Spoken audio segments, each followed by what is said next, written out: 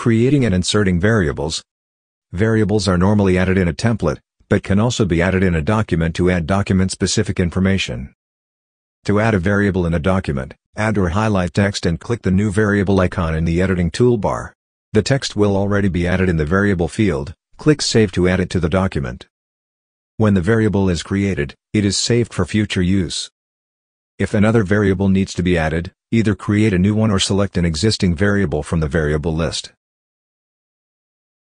When a variable has been added, it is inserted into a document, and will be highlighted when a mouse is moved over it.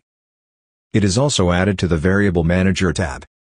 If the variables are not changed before trying to lock the document, a notification will show, and the Variable Manager tab will open.